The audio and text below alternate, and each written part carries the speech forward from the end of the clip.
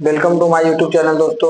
आज मैं त्रिकोणमिति का प्रश्न वाली 8.1 का क्वेश्चन नंबर 6 हल करने जा रहा हूं, जो कि क्वेश्चन आपको बोर्ड पर दिखाई दे रहा होगा। चलिए मैं क्वेश्चन को पढ़ता हूं। क्वेश्चन क्या दिया हुआ, करा यदि कोण ए और कोण बी न्यून कोण है, जहां cos A बराबर cos B, तो दिखाइए कि कोण A बराबर कोण B। चलिए मैं इसको हल करता हूं। कैसे हल होता है जो देखिए, मैं एक त्रिभुज की मदद से कैसे मैं ये मैथ को सोल्व करता हूं। सबसे पहले मैं लिखूंगा यहाँ पे हल लिखने के बाद दिया है, क्या दिया है, तो दिया है आपका क्या, cos A बराबर cos B, ये दिया हुआ cos A बराबर cos B दिया हुआ। सबसे पहले हम एक त्रिभुज बनाते हैं, एक त्रिभुज बनाए। अब क्या कह रहा है त्रिभुज में, कह रहा है कि कोण A और कोण C जो है वो न्यून कोण है। तो कोण A और कोण B, कोण A और कोण B जो है वो न्यून कोण है। तो C क्या हो, तो ये कोण क्या होता है, ये हमेशा 90 डिग्री का होता है, यानी समकोण होता है।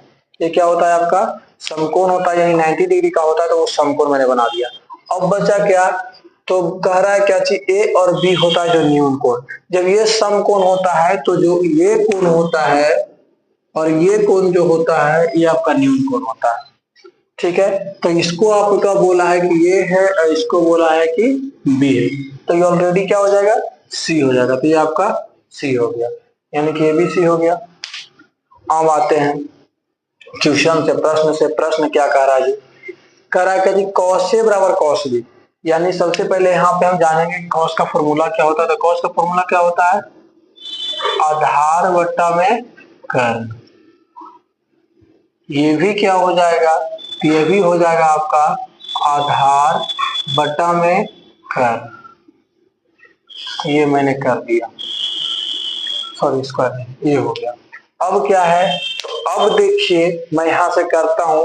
थीटा क्या लेने बोल रहा है आपको, cos A लेने बोल रहा है, यानी कि थीटा ये लेने बोल रहा है। तो इसका सामने वाला एंगल क्या होता है, लंब, और ये वाला क्या होता है, आधार, और 90 डिग्री के सामने वाला एंगल हमेशा कर्ण होता है।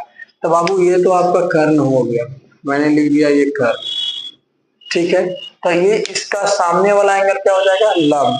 तो लंब कुछ तो मान नहीं दिया हुआ, तो इस एंगल को लिख देंगे, यानी BC बराबर हो गया लंब।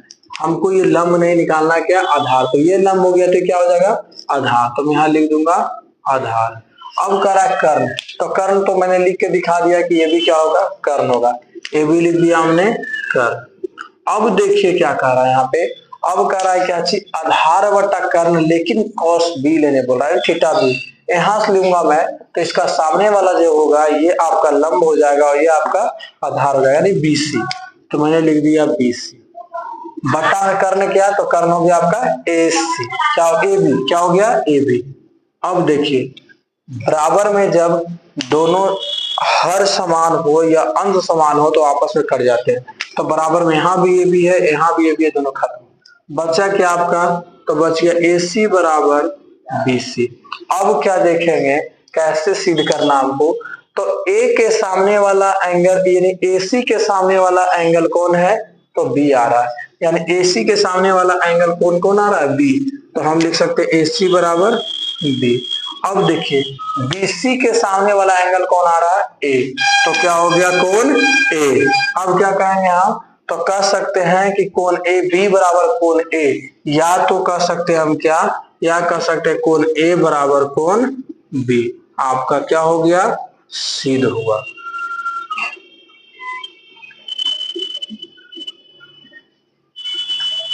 बहुत बहुत धन्यवाद दोस्तों, मेरे यूट्यूब चैनल से जुड़े रहने के लिए। इसी प्रकार हमें सपोर्ट कीजिए, चैनल को सब्सक्राइब कीजिए, वीडियो को लाइक कीजिए और अपने छोटे भाई को सपोर्ट कीजिए।